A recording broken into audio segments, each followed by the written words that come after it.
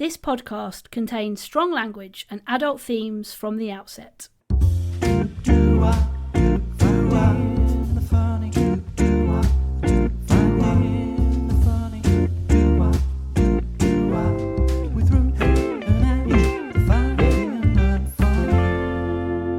Angie. Patty.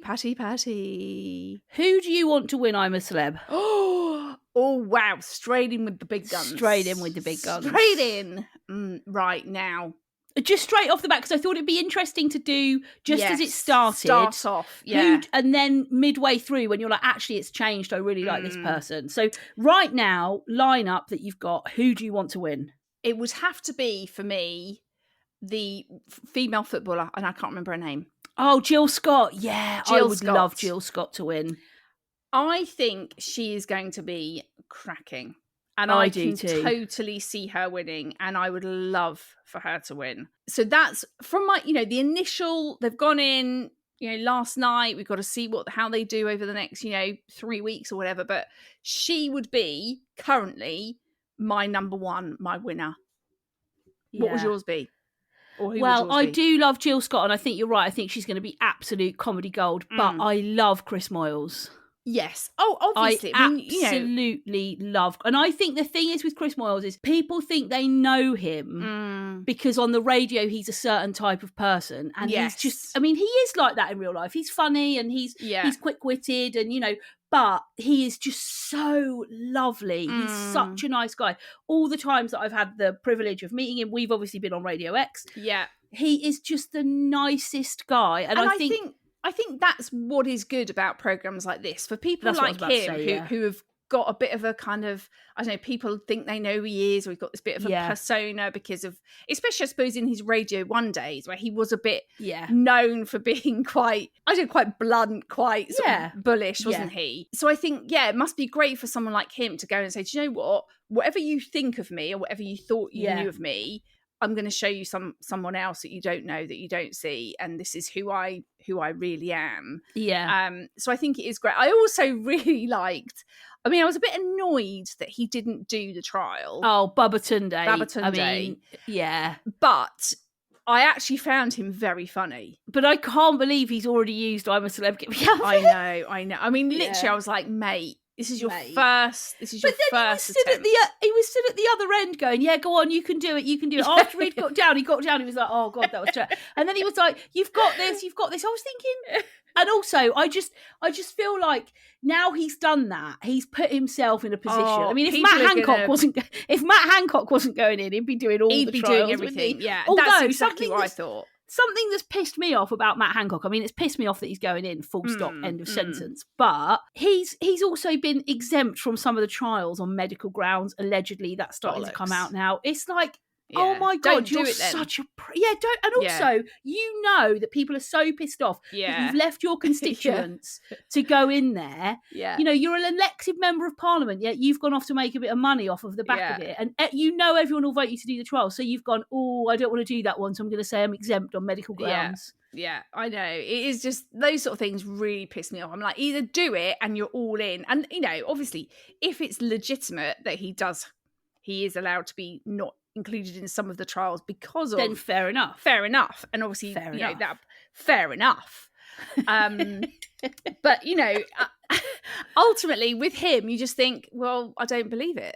I don't believe that it's genuine that you can't do particular trials. It's just because you think, actually, I don't want to do it, and I am going to be voted to do loads of shit. Yes, basically. So, but I was like, when he didn't, I was like, mate, you've got to just do this. It's your first one. Like, everyone's going to be after you now. Yeah. But throughout the rest of the programme that obviously aired. He seems like he a was great very bloke. funny. Very funny. So I'm Jill Scott camp for me currently. Yeah, so, I do love I think Jill we should Scott. We should do a little check-in, Pat, shouldn't we? A little sort of weekly celeb check-in. And I think we should do a call to action. If you're watching I'm a Celeb, who do you at this point at the start of the show? Who's your winner? Who are you backing? Yeah, who are you? What camp are you going into? Because I'd love us in like a couple of weeks. to check back in and see if it's changed. Yeah, totally. To see if you're going, no, Jill Scott's now a prick. No, I'm joking. That won't be the case. She seems lovely. She just seems great. Yeah. She does, yeah.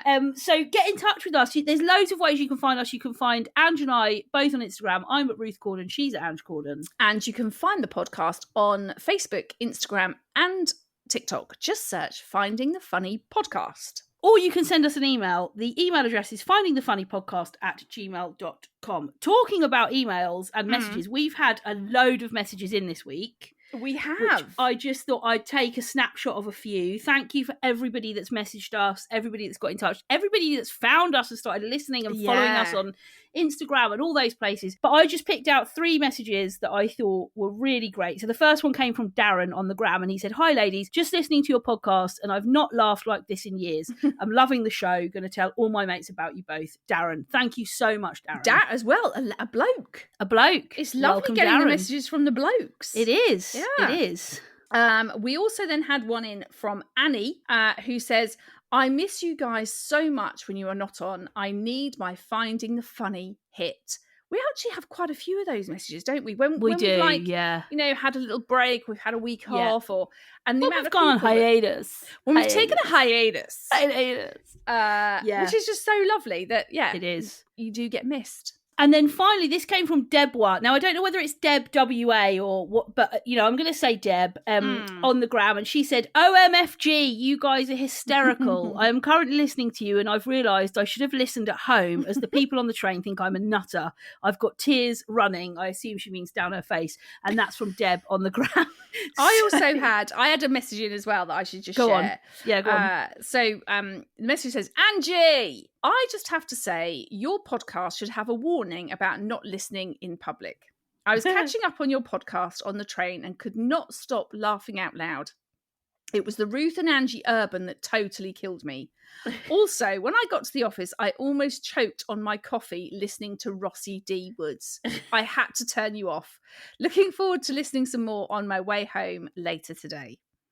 And that was a message from Maya. Yes. Well, look, we love it when you message us. We love hearing from you. We love your observations. Remember that we've already given out the details where you can find us. I think we should try and do a little bit more, be more intentional about messages in. With our shout outs. Agreed.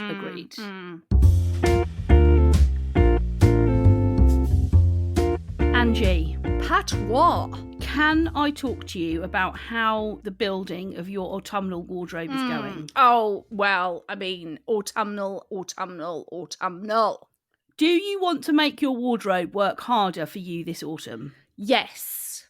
Make it easier and better with a little help from Stitch Fix? Yes, I do. And they're absolutely brilliant because I've used them. They are absolutely brilliant. Do you know what? I have been so impressed with Stitch Fix. As we've said before, Pats, I mean, I've used them a couple of times now. And I've come out with some nice pieces. Haven't I? Really, really You've got quite some nice really pieces. Lovely staples in your wardrobe as a result of Stitch Fix. Absolutely. And I would say to anyone who's not given it a go, just give it a try. Because I don't think you'll regret it. No, but here's the best part of this that we're going to tell you about now.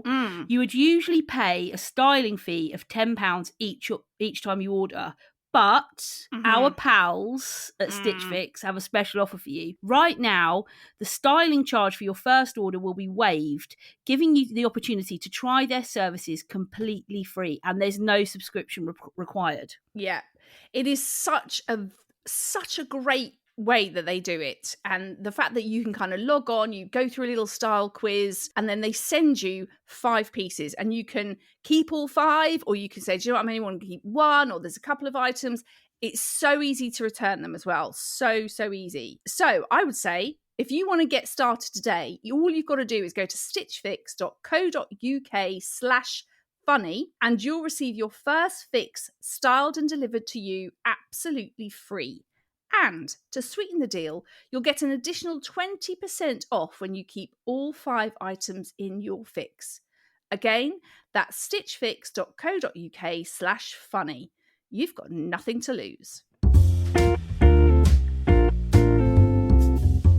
Let's have it, Angie. Let's hear your jingle. Okay, Whoop it out. Here we go. Heavily into with Rossi D Woods. heavily into with Rossi D Woods? What is he heavily into this week? Bosh. Absolutely fucking brilliant. I love it. I literally came up with that actually on slightly the way home. turned me on, that.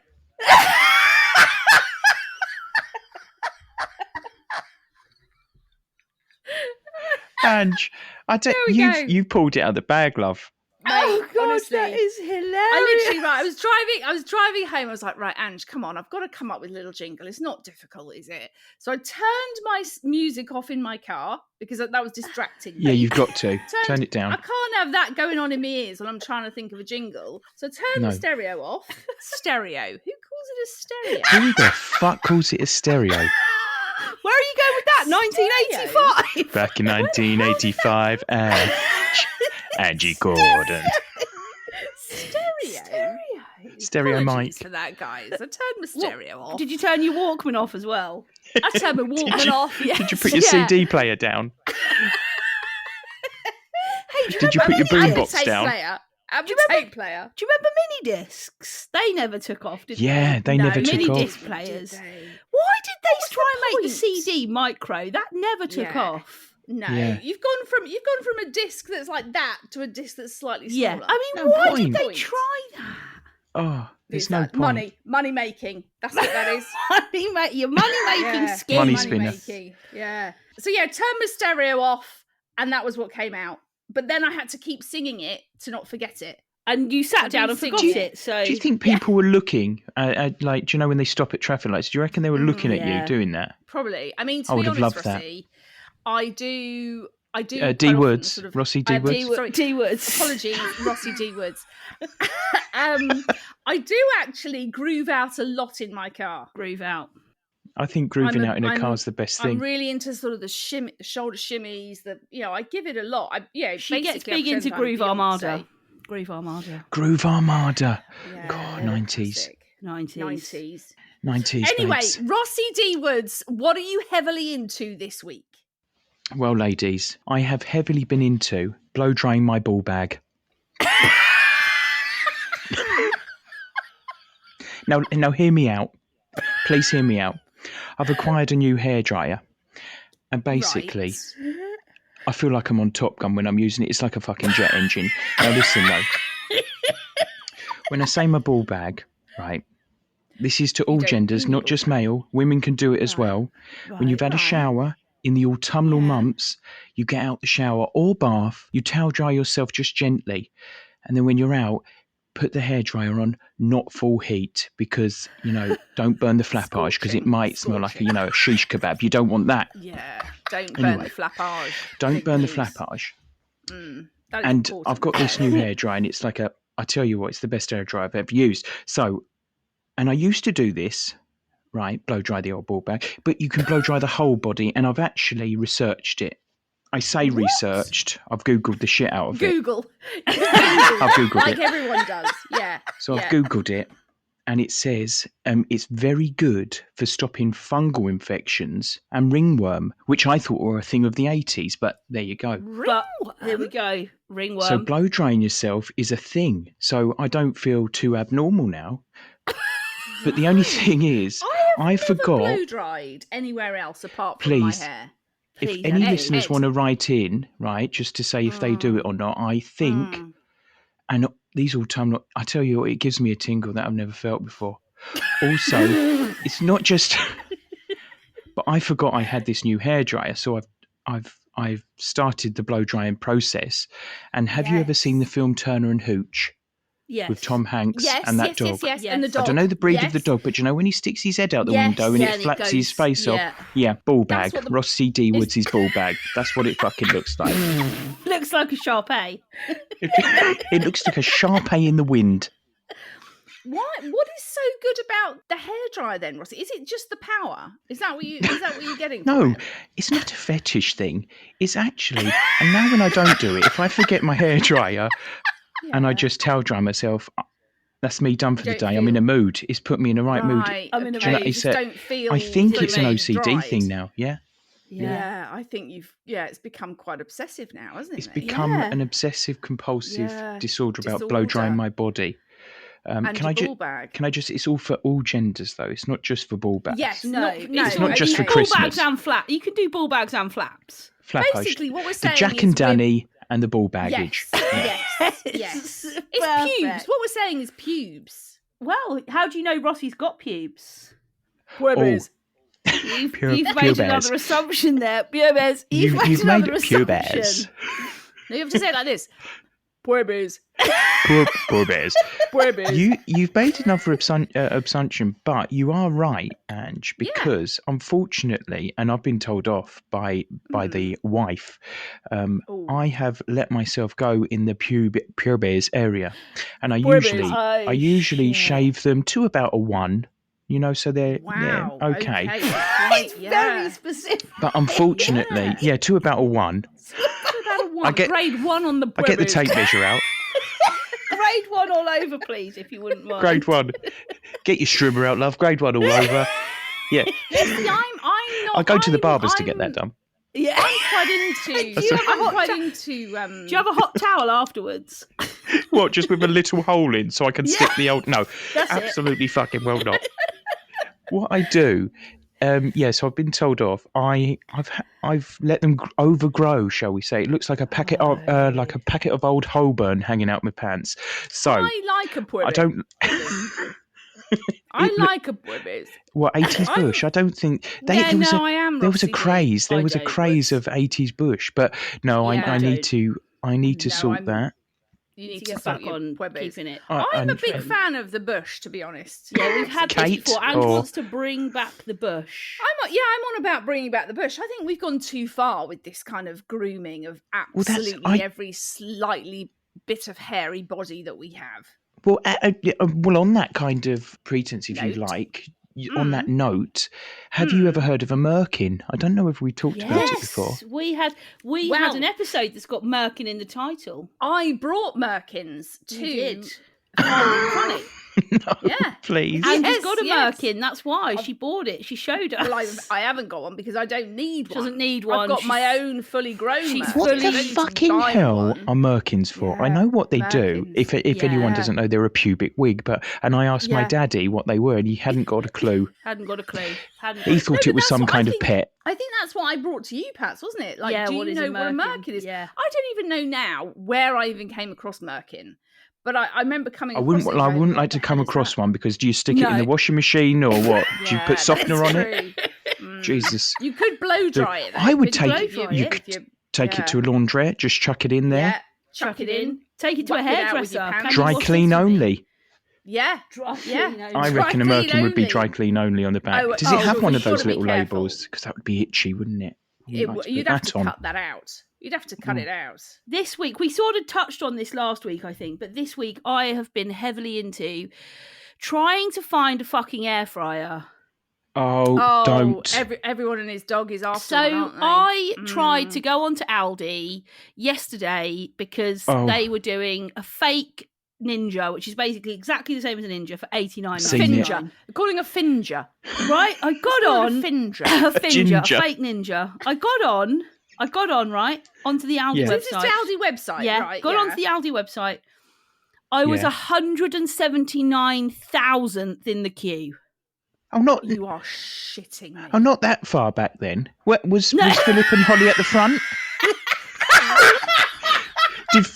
Did Philip and Holly just ring up? Say, they just jumped the queue. Babes. Yeah, let me in. Let me get me Finger. Yeah, hang on. Who was at the front of that queue? Philip and Holly. Of course they were. Yeah, getting your Finger. No, bless them. Yeah, 176,000 people were in front of me. Jesus, everyone's gone batshit crazy for them, haven't they? Oh my God, I really want one though. So I went and looked at some, and I was like, the Ninja is £200 jeffing pounds. Wow, wow. But that is a lot. But there. Are you okay? Do you know what happened to me the other day? I've got to tell you this quickly. And it's just come to me because of what I said. So I was in the Waitrose. Waitrose, for those that are new around here. Waitrose, yeah. Waitrose. Common people's Waitrose, mate. Yeah. Waitrose. Waitrose. Anyway, I was in Waitrose with Nels, right? And we just her daughter, for anybody who doesn't know. Sorry, apologies. I forget that I'm actually talking to other people. And that there's new people around here. We've had a lot of new people find us. So apologies. Yeah. Oh, and thanks so Nels for is listening, my daughter. everyone. Yes, thanks. Thanks very much for coming on board. Anyway, I'm in the Love coming on board. Rossi D words. Come on, Ange, spit it out, darling. Okay, so we're in the Waitrose, and I go to get some milk, right? And you know where they keep your milk in the supermarkets, in those sort of like big crates. Yeah, in the weird trolleys. Yeah, weird trolleys. So I'm going to get some milk, and one of the workers at the Waitrose was just about to go in the same place. Anyway, I got there first, so he went round me, right? Now I thought he'd gone round me and gone. Right? Yeah, go on. Yeah. So I go down to get my milk. Oh, Jesus. Oh, no! And I get up, and then I step back, right? And this guy has gone round behind me, but he's bending down as well, right? Oh, no, So as I get up, I literally, this is what I do, right? It's a bit sorry that it's not so visual for you guys listening, but I actually almost do a back bend on his back, right? Yeah, so I'm like this, like that, right? And then this is what I do in the middle of the supermarket. I went, whoa, whoa. Dear me. But I didn't know. I thought it was a trolley. So I'm on this man's back going, whoa, whoa, whoa. You didn't get Uranus on his head, did you? And then I get up, right, and I turn around. I said, oh, I'm so sorry. I thought it was a trolley. And this guy, honestly, as he pulled his head out of Uranus. Because Nels was absolutely creased up, right? She was cracking up. And then she said, after we went down another aisle, because I was wetting my pants. And then she said to me, why did you go, whoa, whoa, whoa? I said, I don't know. Like you were trying to stop the horses. Where that came dead. From. I am dead. Dead. That I'm the image of you doing a gymnastic back bend in the middle of Waitrose. I can't breathe. Whoa. I can't breathe. You can't do yoga in the dairy aisle. You just can't do it. You can't do it. Honestly, I was. They probably thought you were a protester. This guy, he literally looked at me like I was slightly insane. To call someone a trolley as well, that's just insulting. I thought he was a trolley. I didn't know he was there. And Nels kept saying to me, why did you not see him? I said, I didn't know he was there. I thought he'd gone up the aisle. My God. An embarrassing moment in the dairy aisle. You can't win. There we go.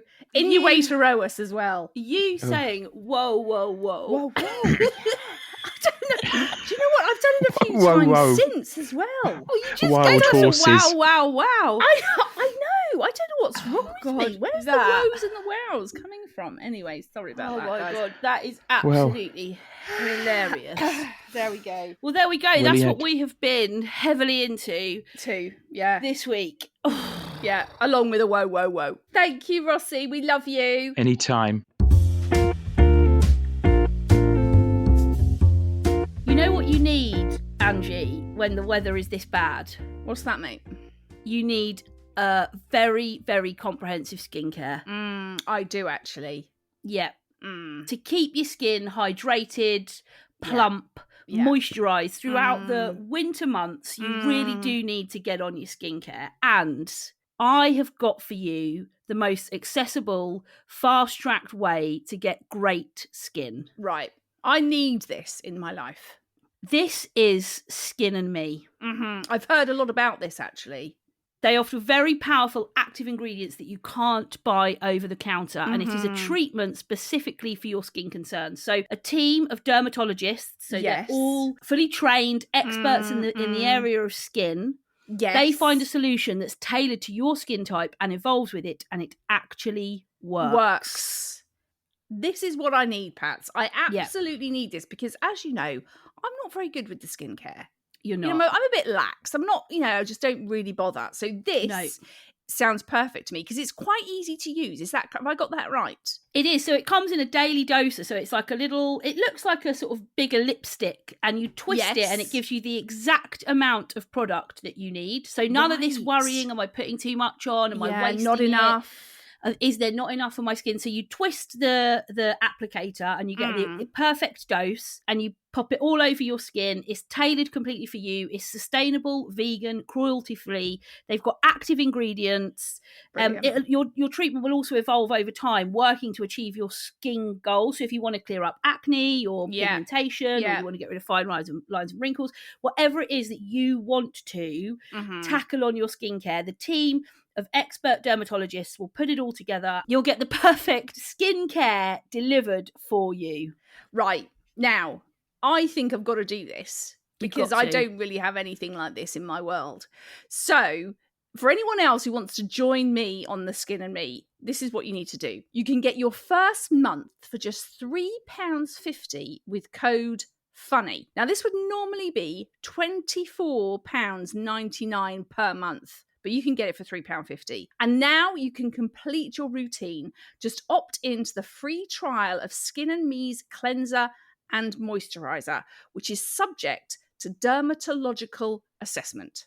So I'm just going to get on board with it, Pats. So you just have to go to Skin and Me, and the code is FUNNY. Okay, so we've had a really, really great dickish behaviour in. Yes. Here, haven't we, Pats? We have. This came in from Laverne. I love that name. Yeah, it's amazing. I wish I was called Laverne. Yeah. Do you think I would be a good Laverne? I think it's too cool for you.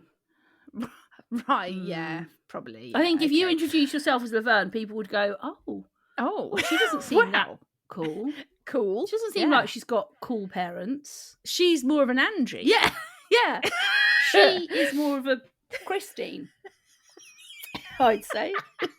Not that there's anything wrong with the name Christine. Shout out to the Christines. No. Or Cruss. Jenna. Okay, so this message came in from Laverne. Hi, Ruth and Ange. I've recently started listening to your podcast, and I genuinely think people that see me driving to work must think I'm crazy because I'm constantly laughing. So thank you. I think what I'm about to write is dickish behaviour, but would value your opinion on this. Sorry if it's already been asked. I'm still catching up, episode 21 now. I work in an office and we all love a good cup of tea. I will always ask everyone present if they want a cuppa because I think it's polite. Agreed. But there is one person who will sneak off into the kitchen and make just herself a cup of tea. She will come back to her desk and sit there drinking her tea whilst the rest of us have empty cups. Do you agree that this is dickish behaviour? I look forward to hearing your opinions on this. Thank you. Dickish. 100% massive dickish behaviour. That, and there's one in every office. Absolutely, there is one that will sneak off, do that into the kitchen, come back, and then drink. And you think, oh my God. Do you find as well that sometimes, like I remember from my days working in an office environment, that particular person would try and sneakily get back in without showing their mug of tea? Yeah. So they do it in a way that sort of, look like they've just been out to the, photocopy. Oh, yeah, it's covert. It's very covert. It's a covert tea operation. It's a covert operation. Right? And they come back in and they've got a file or some papers or maybe a laptop or something, and they discreetly cover the mug, pop back in, slip into their desk and their chair and pretend like they haven't just made a cup of tea for themselves.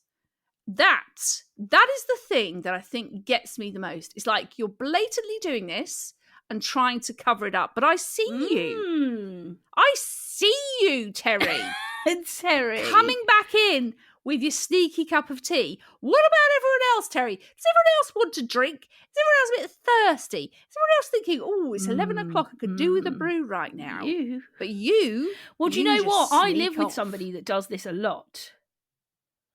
Oh my God, Marty. Last night we had Mal and Margs here, and Lady Cass came over for a bit of cottage pie. And Mal and Miles were just leaving. Matthew went into the kitchen, made himself a glass of Ribena, didn't offer anyone. So when he sat down, I said, oh, did you want a drink, Cassie? And he went, oh, sorry. And he does that all the time. Yeah. He'll come in with a drink and I'll be like, oh, no, I didn't want anything, thanks. Yeah, I'm all right, thanks. I'm not thirsty. Very much. And he's always like, oh, sorry. Do you know what sorry means, Matthew? It means you'll never do it again. Exactly. And yet, alas, here we are. Yeah. For the 50th time this week. Yeah, today. You snuck off into the kitchen, made out you're doing some photocopying. Well, fuck you. We don't have a photocopier in the kitchen. No. We've got one upstairs, but not in the kitchen, so fuck you. Yeah, I just don't. Why would you not offer? That's the thing. Why would you not go? I'm going to go make myself up. It's because, do you know what it is, Pats? Lazy. Well, I actually think it's partly down to perhaps the family you've come from. Do you think? Because, well, I would say in Mardy's household, they were sort of silos. People did their own thing. Silos. Wow, nice word. They existed as islands. Silos. But people did their own thing. You know, you went and made a drink. You went upstairs. Whereas our household, from a very early age, it was like, if you're going into the kitchen, you'll often shout, does anybody want anything? Yeah. Yeah, I mean, obviously, you'd get annoyed. You know, I get the annoyance. If I say, does anyone want a brew? And people go, yeah.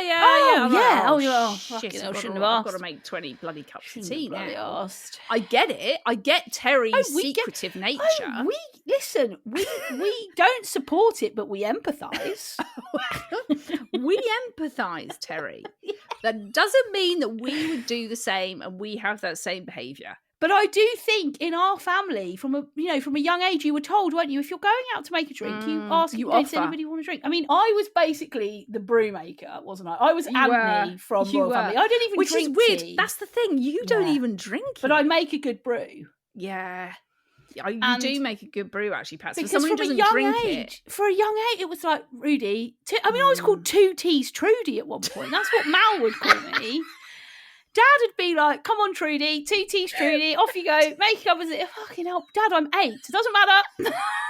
2 G's, off you go. Imagine if your name actually was Trudy. Trudy. Well, Dad Trudy was one of my nicknames. Trudy led to Rudy. And it came from 2 Teas Trudy. That was Mal.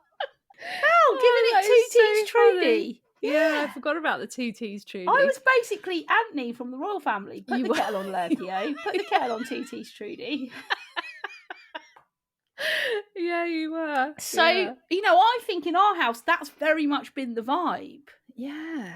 But then, surely, once you're in a work environment, you've got to adjust that. You've got to adapt. You've got to say, do you know what? Terry other people in this... Well, Terry hasn't. Terry's not adapted. No. Terry's still living at, 24 Corn Close with He's his still parents. living in silos. No man is an island, Terry. No man is an island. Yeah. Yeah, so shove that in your tea. Yeah, Terry tea. 2 Teas, Terry. Well, actually, no, it's 1 tea, Terry, isn't it? Yeah. Yeah, that is Laverne. For somebody who's new to the podcast, you have nailed that dickish behaviour. You've come with a great one there, mate. And we are totally with brilliant. You. Yeah. That is absolutely dickish behaviour. Yeah. Agreed. And I think you should take it up with whoever this culprit is in your office. I agree. Just play them this segment and walk away. Yes. Well, thank you. And I hope you make your way through the back catalogue. Yes. Enjoy.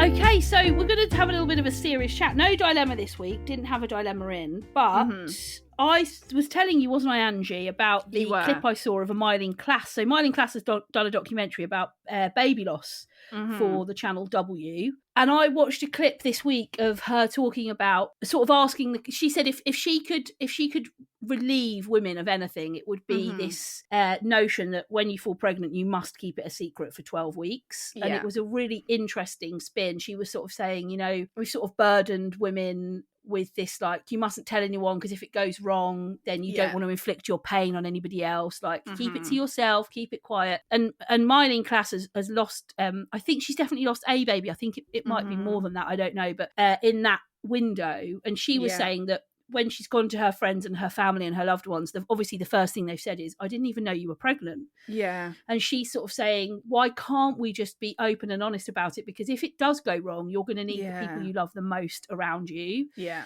And I just found, you know, obviously the stat 1 in 4 pregnancies really sadly end in miscarriage and loss. And I thought it was a really interesting notion about this. Why do we have to keep it secret? It is, isn't it? Because it's not until you were sort of telling me about it that I even thought about that. Like it's almost just like a given, isn't it? Oh, you don't tell anyone until you're past that 12 weeks. Don't say anything. Keep it to yourself. Yeah. And it's like it's just this kind of innate thing that you just do. You don't even really know why you do that or why that's become a thing that you don't tell anybody. And yeah, when you were telling me about it, and you know, I miscarried. You know, I had Joel, and then I fell pregnant again, and then I lost that pregnancy. Well, becoming pregnant a second time was difficult for you, wasn't it? Yeah, exactly. It wasn't an easy. No, you know, secondary infertility was definitely something that you battled and struggled with. And I think that's the thing is because you know, for me and probably lots of other women, when it happens fairly easily first time, you just think that's going to happen again, and that obviously wasn't my experience at all. But I wonder if because of the generations before us who weren't as open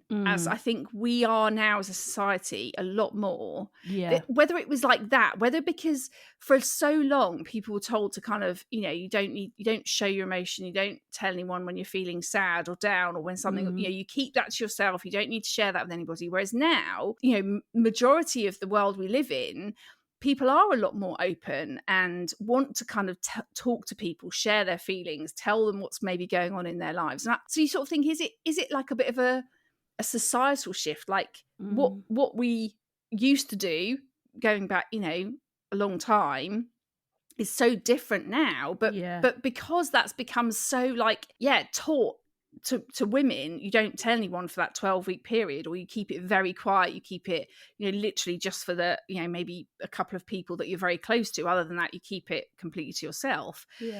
Because I sort of think when I miscarried at about 9 weeks, and I don't think I really did tell anybody that I was pregnant. I did keep that very quiet. And then obviously when things started to go wrong, I remember sort of feeling really awkward because a bit like Miley in class was saying, you kind of then telling people what's going on, but they didn't even know that and that was pregnant. Her whole point. Her whole point was like, you just want to be able to phone your mum or your best friend and say, you know, I was pregnant. Well, I'm not anymore, and it's really painful. And I hope if Ellen ever goes on to have a baby, I hope more than anything she gets to choose what she wants to do. And I think that is the thing for me. It's like it is just this given. Like it's not even like talked about anymore. It's just like you don't tell anyone. Don't say anything. You know, you share your scan picture. That's what you do. And I just hope that for Ellen and her generation, if she chooses, if her and her partner choose that they don't want to tell anyone, absolutely, then that's absolutely everybody's choice. What I want to lose is this stigma that you mustn't do that, so that women can feel like, well, actually, I've done a pregnancy test, it's positive. At this moment in my life, I'm pregnant, and I want to tell people. And if it goes wrong, I'm not going to feel like I can't share that with you, because I think, like you've said, it becomes isolating and awkward. And then you think, well, I don't want to tell people because I've got to start with that, yes, we were pregnant and now we're not. And now we're not. And you've got to go through that awful conversation that's like, my baby's not here anymore. And that is desperately painful in itself without having to do the backstory. And obviously the first response of somebody is going to be, oh my God, I didn't even know you were pregnant, because that's just a natural response. Yeah, exactly. So I think this like bizarre societal norm of like, just don't do it, just in case, because you don't want to inflict that sadness on anyone else. I just hope for, like Ellen's generation, that if they as a couple choose not to tell anyone, or, you know, she might, you know, get pregnant on her own, like she might not be in a relationship, however she finds her way to parenthood, if that's her story, that she doesn't feel like I can't share it. If she wants to phone people and say I've done a pregnancy test and it's positive, and share that happy moment and have people around her, it's it's the whole thing. It becomes just shrouded in secrecy. Why aren't you drinking? Why are you going to bed early? Why are you so tired? You make up excuses. You sort of start lying. You think, why am I making this like into a big secret that actually it doesn't need to be? No, I could just say, oh no, I'm not drinking because I'm pregnant. Like, why have we made it that women have to like carry this secret thing for 3 months? It's not a short time. It's 3 months. It's a long time. Yeah, and that is often the most precarious point of pregnancy. Yes, absolutely. So you're already thinking not past it to 12 weeks, not past it to 12 weeks. What if I stop bleeding? What if something goes wrong? You're already carrying as a woman that like, what if? To then have to then think of excuses or excuse yourself from certain things or always be the designated driver or whatever. It's like, God, the pressure on women is so massive. And I just think if women could just make their own choice and say, I'm going to choose to tell people and that's what I'm going to choose to do, then, why shouldn't you? Yeah. I also think as well, like the when I think of what happened to me in that when I miscarried at 9 weeks, there's actually then lots of other things that have to happen. Not always, and not for all women, but for me, I had to I went to the hospital, then I had to go home, then I had to go back, then I had to have like a little procedure, and so there's all that sort of stuff as well. That actually just being able to have people that are aware of what is going on for you, it is just such a better place to be than feeling like you have to do it all on your own and people don't know about it. So I think it's a very, very good thing that we are talking about it, and that someone like Myling Class has sort of raised that.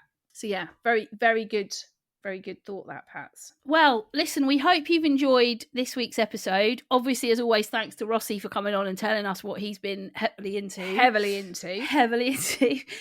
But there's loads of ways you can find us. You can find Ange, I, and Rossi all on Instagram. Just search our names, you'll find us. You can find the podcast on Facebook, Instagram, and TikTok. Just search Finding the Funny Podcast. And you can send us an email, findingthefunnypodcast@gmail.com. But we will be back next week helping you to find more of the funny.